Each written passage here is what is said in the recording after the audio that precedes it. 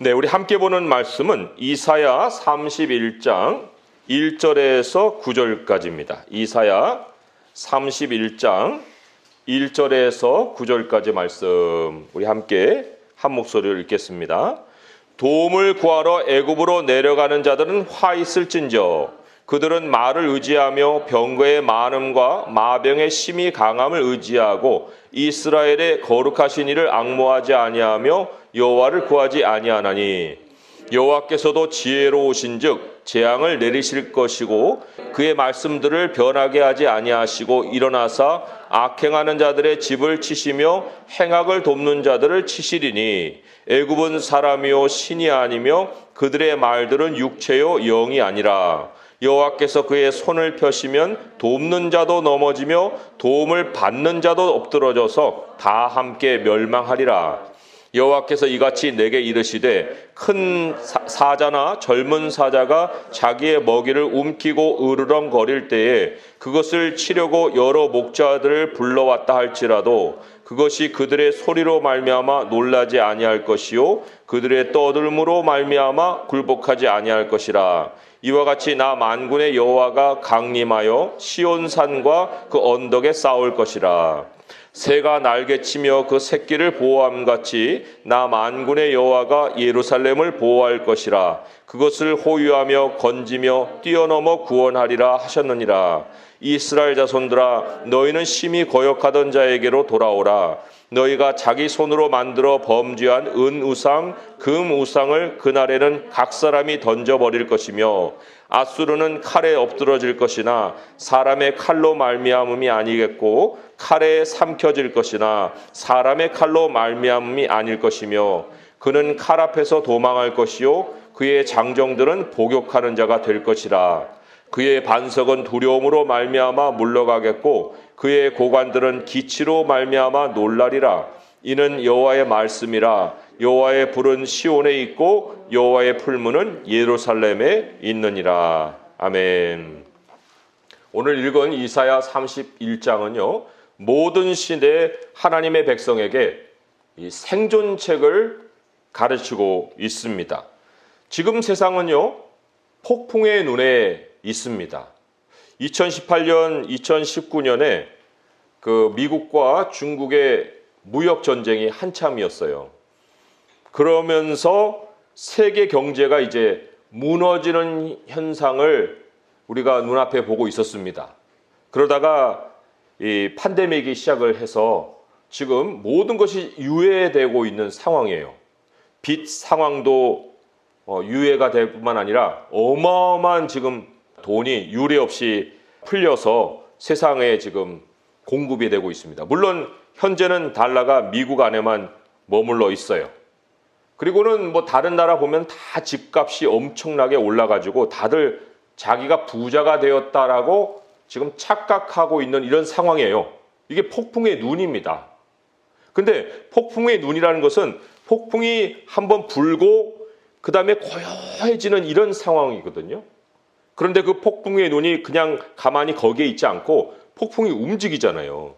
그러면 움직이면 이제 그때는 후폭풍이 부는 거예요. 그럼 폭풍이 엄청나게 참 거세게 찾아오지만 이 폭풍의 눈을 한번 거치고 난 다음에 후폭풍은 그 전의 폭풍보다 훨씬 더 세력을 키워서 다가오고 또 많은 것을 무너뜨리고 파괴를 합니다. 그러니까 폭풍이 끝난 게 아니라는 것을 그 폭풍의 눈 이후에 후폭풍을 당하면서 느끼는 거예요. 이때 벌어지는 일이 오늘 31장 1절에 나오는 것처럼 도움을 구하러 애굽으로 내려가는 일들이 생깁니다. 여기저기서. 지금 뭐 달러 스와프를 이제 미국이 자처해서 다 여러 나라 해줬잖아요. 그런 것만 아니라 이제는 막 애걸복걸하면서 도와달라는 그런 요청이 이제 강대국들에게 향하는 거예요. 특별히 이제 미국을 향해서 그런 도움의 요청을 하겠죠. 아비규환이 되는 거예요. 이제 빚잔치가 끝나는 시기가 다가오고 있습니다. 술판 끝나면 어떻게 됩니까? 막 토한 자리들이 막 여기저기 널브러져 있잖아요. 그리고 술병도 널브러져 있고 머리는 막 깨지듯이 아프고 그리고 또 옷은 막 지저분해져 가지고 머리도 헝클어지고 다 이런 상황이듯이 빚잔치 끝나면 술잔치 끝나는 것과 똑같은 현상이 나타납니다. 사람들은 지금 이제 저리 대출에 익숙해져 있어요. 3% 이하로. 그 뭐 1억을 빌리면 3% 이하면은 한 300만 원 갚으니까 한 달에 25만 원 정도 이제 갚으면 되겠거니 하고 이제 갚잖아요. 그런데 지금 금리 인상의 조짐이 있어요. 조짐이 있는데 그게 6%만 돼도 1년에 600만 원, 한 달에 50만 원씩 갚아야 되거든요. 한국의 평균 가계 부채가 8천만 원이고요. 30대들은 1억을 넘었습니다. 그러면 사람이 1억만 빌렸겠어요? 2억, 3억 우습지 않게 빌렸을 거 아니에요. 그럼 3억만 빌렸다 하더라도 6% 이자면 한 달에 150만 원씩 갚아야 돼요. 그런데 그것만 아니라 이 6% 이상으로 10% 이상의 금리가 장기화될 가능성이 있어요. 왜냐? 그만한 어마어마한 돈이 풀렸기 때문에 그 돈을 걷어들이는 방식은 금리밖에 없어요. 그것도 살벌하게 냉정하게 행할 겁니다. 그럼 이제 거기에 대해서 아무리 아우성을 쳐봐야 소용이 없어요. 자기가 빌렸으니 그것을 갚아야 하는 길밖에 없는 것입니다. 자, 이런 상황에서 이 1절을 보면은 이게 개인들만이 아니죠. 도움을 구하러 애굽으로 내려가는 것이 나라도 이제 달러 구걸하러 내려가야 되고 개인들도 이제 은행에 구걸하려 다녀야 되고 이제 사채업자까지도 이제 찾아가서 그들의 노예가 되고 집은 경매로 쏟아져 나오고 살 사람은 없고 이런 이제 상황을 맞이할 수가 있습니다. 지금 많은 경제학자들 포함해서 이제 뉴스를 들어보면은 리셋이란 말을 엄청나게 많이 해요. Financial reset. 그게 이제 화폐 개혁이다 할 수도 있고 화폐 시작 뭐 이렇게도 번역할 수 있는데 그 시대가 왔다는 거예요. 왜냐? 지금 이 유동성을 가지고는 세계 경제가 제대로 시스템을 굴릴 수가 없는 지경에 왔어요. 그래서 지금 사람들이 경고에 경고를 거듭하고 있는 거예요. 그러니까 평소에 빚 위에 자기 삶을 세워온 사람들은 후폭풍에 예외 없이 피해를 봅니다. 피해를 당하게 돼 있어요. 그 빚으로 살아가는 삶 자체가 하나님을 의지하지 않았다는 증거거든요. 여기 31장 1절의 말씀을 같이 한번 읽어볼게요. 시작. 도움을 구하러 애굽으로 내려가는 자들은 화 있을진저 그들은 말을 의지하며 병거의 많음과 마병의 심히 강함을 의지하고 이스라엘의 거룩하신 이를 앙무하지 아니하며 여호와를 구하지 아니하나니. 현재만 구하지 않고 하나님을 의지하지 않은 게 아니고 쭉 그렇게 살아온 거예요. 그러다가 이제 꽝 하고 현실이 터졌을 때 이제 막 정신없이 애굽으로 또 뭐 어디로 지금 미국으로 돈 구하러 이제 달려가는 거죠. 그러면 부자들은 살아남고 빚진 자들만 망할까요? 하나님의 말씀이 어떻게 말씀하고 있습니까? 미국은 살아나고 한국은 망해요? 그런 일입니까? 3절에 보면은 그렇지 않아요. 애굽은 사람이요 신이 아니며 그들의 말들은 육체요 영이 아니라 여호와께서 그의 손을 펴시면 돕는 자도 넘어지고. 돕는 자가 누구겠어요? 지금 슈퍼파워겠죠. 돕는 자도 넘어지고 도움을 받는 자도 넘어져서 다 함께 멸망하리라. 하나님의 말씀이 이미 사람들이 예견하기도 전에 리셋을 예언을 했습니다. 모든 시스템이 붕괴되는 그 시점이 올 것이다. 저는 이게 제 세대에 온다는 것이 너무나도 참 경각심을 갖게 합니다. 왜 6.25를 겪은 분이 있고 안 겪은 세대가 있잖아요. 그런 것처럼 이 화폐가 세상이 뒤집어지는 화폐의 개혁이 그때는 아니었는데 지금은 경험을 하게 되는 세대가 우리 세대가 된다는 겁니다. 곧 다가오는 거예요. 그런데 하나님이 왜 이러한 일을 우리에게 허락을 하실까? 그냥 평안하게 그냥 이 시스템대로 계속 굴러가게 해가지고 뭐 세상 멸망할 때까지 이 시스템으로 가면 좋을 텐데 왜 이런 어지러운 일을 우리 시대에 이렇게 허락을 하신 것일까? 그 이유는 다른 게 아니에요.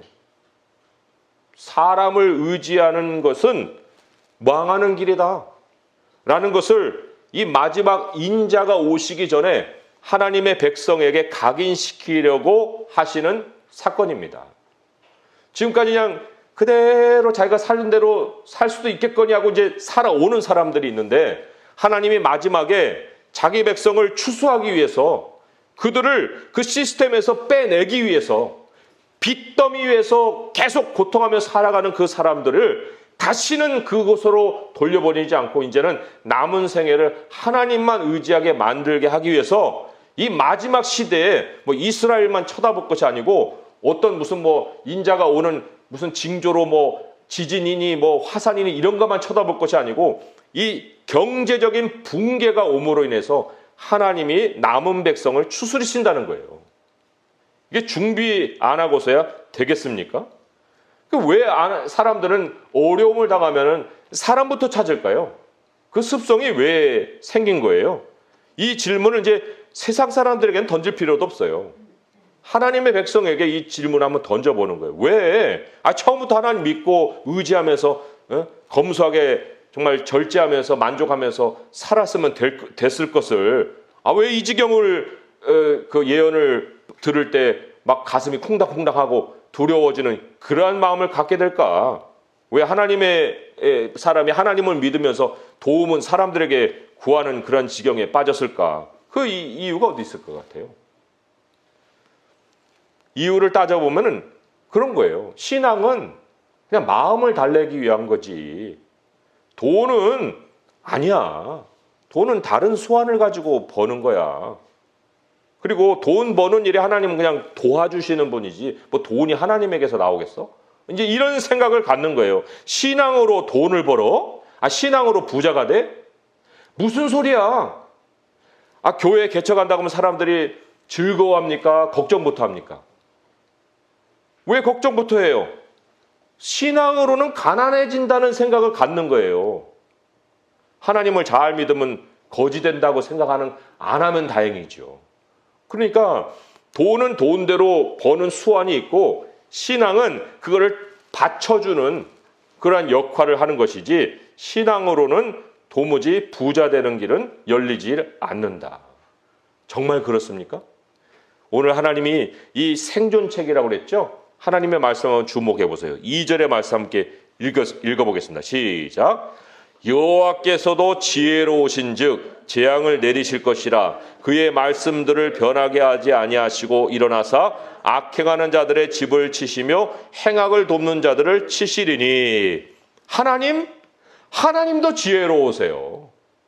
사람이 뭐 돈 버는 수완이 밖에 있는 것 같다고 생각을 하겠지만 하나님도 딱 보면서 야 너만 재주 있냐? 나도 지혜가 있어. 너만 수완이 있어? 나도 있다니까? 나도 지혜롭다니까? 하나님이 그렇게 말씀을 하시는 겁니다. 이 하나님의 지혜를 우리에게 가르치실 때 하나님의 말씀이 얼마나 현실인지를 가르치시는 두 가지 상황이 여기 2절에 나와 있어요. 그잖아요? 하나님이 지혜로우신즉 재앙을 내리신다. 사람 도움을 먼저 찾는 그런 사람들에게 너 안 돼 하는 걸 가르치신다는 거예요. 그게 하나님의 지혜의 첫 번째고 두 번째로는 그의 말씀들을 변하게 하지 않으신다. 세상이 막 뒤집어져요. 그런데 하나님의 말씀은 이랬다 저랬다가 없어요. 그냥 처음에 말씀했으면 끝까지 가는 거예요. 이게 하나님의 지혜예요. 너 그거 가지고 했어? 그래서 돈 벌었지? 그런데 지금 뚝 떨어졌잖아. 어떻게 할 거야? 그런 이 롤러코스터가 없어요. 하나님의 말씀은 일정하다고 그랬어요. 하나님이 변함이 없는 분이시기 때문에 그게 평생에 입증된 거예요. 진리는 시편 146편에 보면은 이런 말씀이 기록이 돼 있어요. 시편 146편 1절에서 5절의 말씀을 제가 읽어드리겠습니다. 할렐루야 내 영혼아 여호와를 찬양하라. 나의 생전의 여호와를 찬양하며 나의 평생에 내 하나님을 찬송하리로다. 생전에 평생에 이런 이 인생을 다 아우르는 그 시간대를 언급을 하면서 이 말씀을 하고 있어요. 왜 그랬을까요? 3절에서 5절을 또 읽어보면 이랬죠. 귀인들을 의지하지 말며 도울 힘이 없는 인생도 의지하지 말지니 그의 호흡이 끊어지면 흙으로 돌아가서 그날에 그의 생각이 소멸하리로다. 야곱의 하나님을 자기의 도움으로 삼으며 여호와 자기 하나님에게 자기의 소망을 두는 자는 복이 있도다. 하나님께 도움을 두었더니 일정한 삶이 진행이 되더라. 얼마큼이요? 평생에 그렇게 되더라는 거예요. 시편 3편에도 이런 말씀이 있어요. 시편 3편 5절을 보면은 내가 누워 자고 깨었으니 여호와께서 나를 붙드심이로다. 천만인이 나를 애워싸 진친다 하여도 나는 두려워하지 아니하리이다. 천만인, 이거를 뭐 오늘날 이 화폐 리셋에 적용해 보자면은 폭풍의 눈이니 뭐 후폭풍이니 그런 게 문제가 될 거 없어요. 금리 20% 30% 올려도 뭐 상관없어요. 오히려 내가 이자 받으면 되지. 빚 갚을 생각을 하는 게 아니라 그러면 예금을 넣어놓으면 이제는 20% 30%씩 이자가 나오겠네? 이런 생각을 할 수가 있는 거예요. 시장 붕괴 뭐 이런 게 무슨 문제예요? 천만인이 둘러 진진다 할지라도 그게 나에게 무슨 영향을 줘요? 아무 영향을 주지 않아요. 홍콩에도 부동산 대폭락이 있었어요. 일본만 있었던 게 아니에요. 70%가 폭락을 했습니다. 그런데 홍콩이 부동산이 전혀 영향을 안 받았어요. 왠지 아세요? 그 사람들은 그 당시에는 90%를 자기 돈을 집어넣어야 돼요. 대출이 아니에요. 그러니까 70% 붕괴돼도 빚으로 빚더미에 앉는 일이 없는 거예요. 그런 것처럼 하나님을 의지하는 것이 얼마나 현실인지는요, 재앙의 날에 입증이 되는 거예요. 내가 지금까지 남들에 비해서는 뒤처져 살았으나 그러나 그 어려움이 모든 사람에게 닥쳤을 때 그때에 비로소 하나님을 의지한 것이 이렇게까지 삶에 확신을 주는구나 하는 것을 내가 확인할 수가 있다는 것입니다. 예레미야 17장 이 5절에서 8절의 말씀을 읽어보면 그 두 가지 삶의 패턴이 아주 선명하게 비교가 돼서 나와요.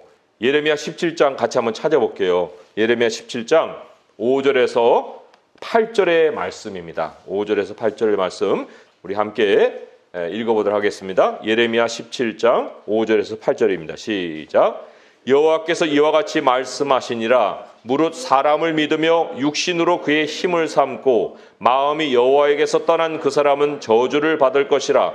그는 사막의 떨기나무 같아서 좋은 일이 오는 것을 보지 못하고 광야 간조한 곳 건건한 땅 사람이 살지 않는 땅에 살리라. 그러나 무릇 여호와를 의지하며 여호와를 의뢰하는 그 사람은 복을 받을 것이라. 그는 물가에 심어진 나무가 그 뿌리를 강변에 뻗치고 더위가 올지라도 두려워하지 아니하며 그 잎이 청청하며 가무는 해에도 걱정이 없고 결실이 그치지 아니함 같으리라. 그죠? 아멘. 5절 마지막에 그 사람 저주받는다 그랬죠. 저주라는 건 공급을 끊어버리신다는 거거든요. 그래, 너 그 수완으로 해보겠다는 거지? 그러면 해봐. 그리고 나한테는 기대하지 말어. 그게 하나님의 저주예요. 그러면 어떻게 돼요? 그냥 간간한 곳, 건건한 땅, 광야같이 삶이 바뀌어버려요. 그러나 하나님을 의지하는 사람에게는 하나님이 걱정이 없게 만드신다는 거예요. 어떤 상황이 펼쳐질지라도 결실이 그치지 않게 하여 주신다.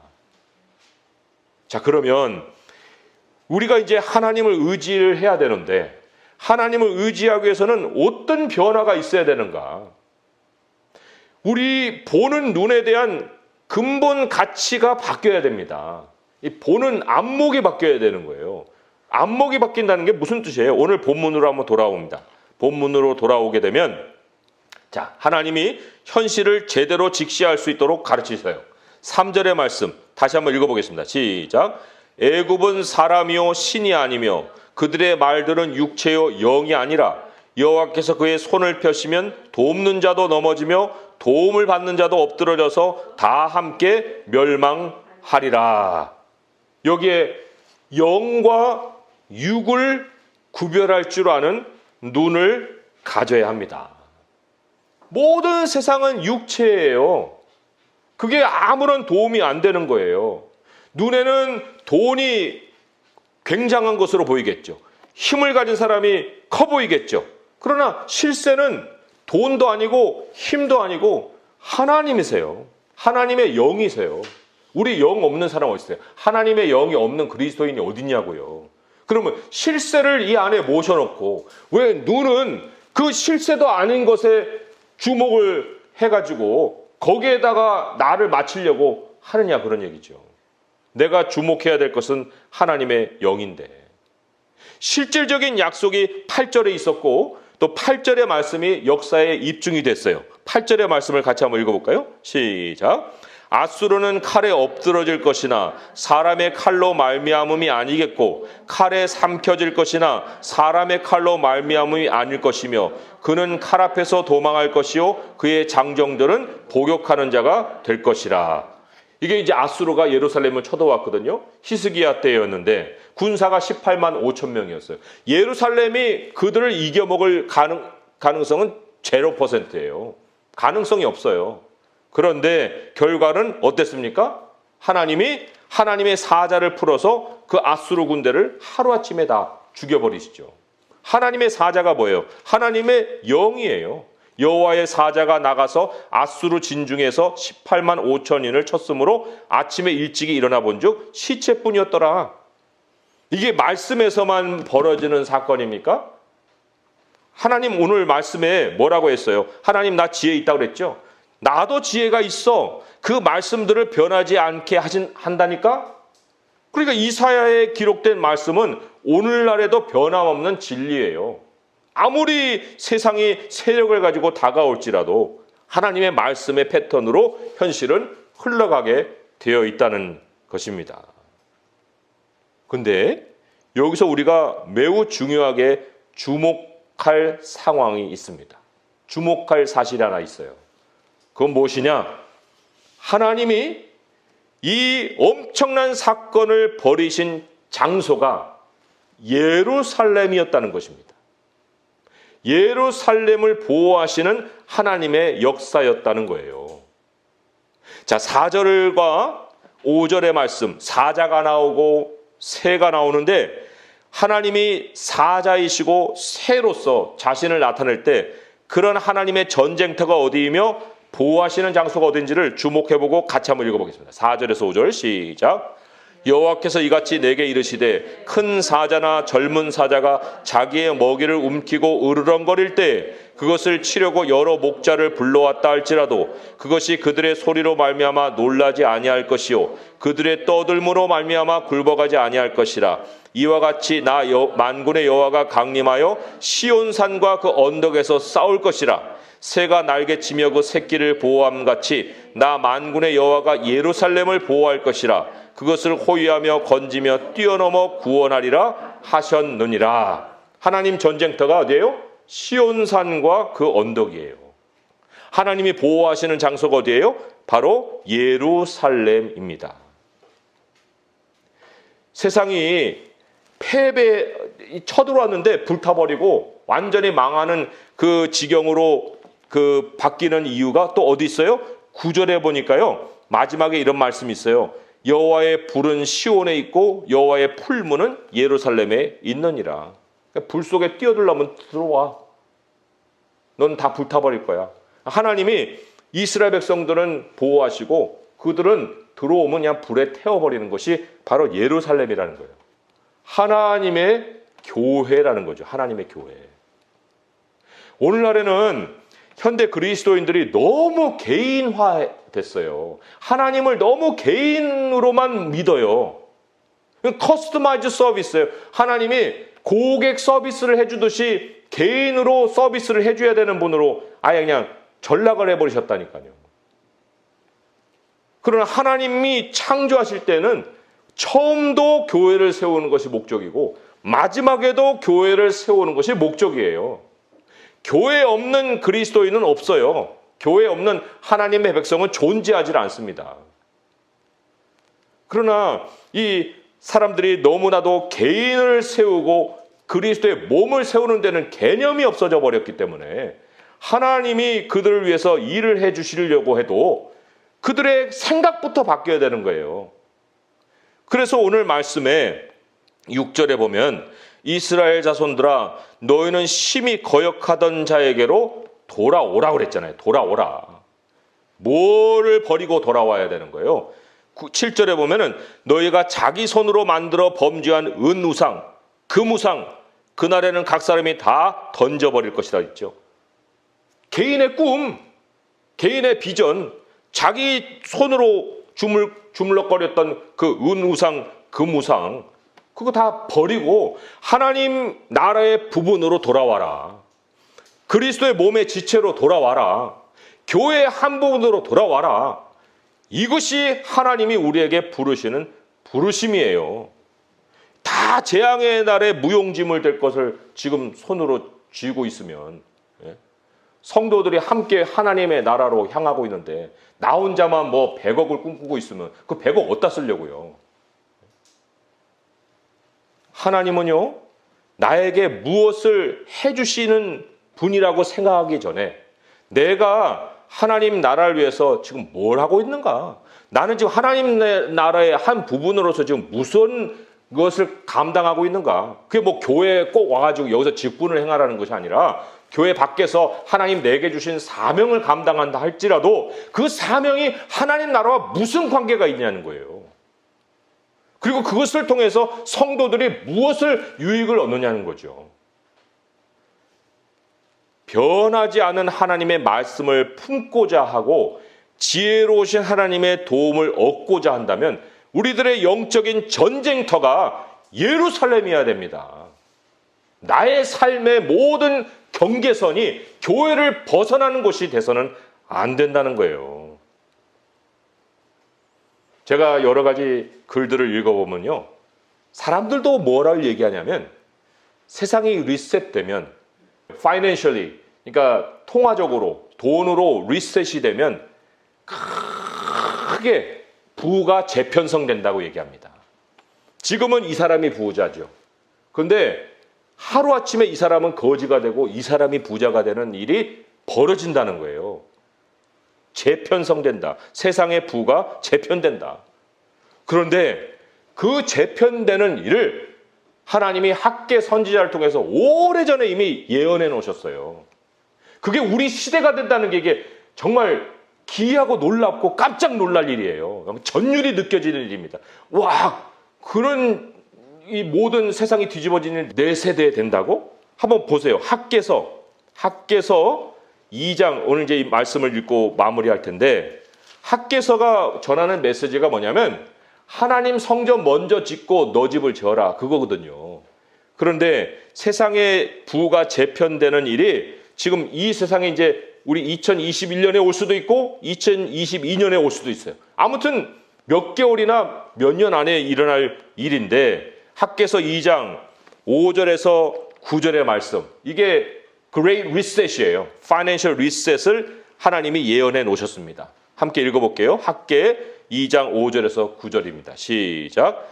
너희가 애굽에서 나올 때에 내가 너희와 언약한 말과 나의 영이 계속하여 너희 가운데 머물러 있나니 너희는 두려워하지 말저다. 만군의 여호와가 이같이 말하노라. 조금 있으면 내가 하늘과 땅과 바다와 육지를 진동시킬 것이며 또한 모든 나라를 진동시킬 것이며 모든 나라의 보배가 이르리니 내가 이 성전의 영광이 충만하게 하리라. 만군의 여호와의 말이니라. 은도 내 것이요 금도 내 것이라. 만군의 여호와의 말이니라. 이 성전의 나중 영광이 이전 영광보다 크리라. 만군의 여호와의 말이니라. 내가 이곳에 평강을 주리라. 만군의 여호와의 말이니라. 아멘. 여기 시작이 뭐예요? 너희가 애굽에서 나올 때잖아요.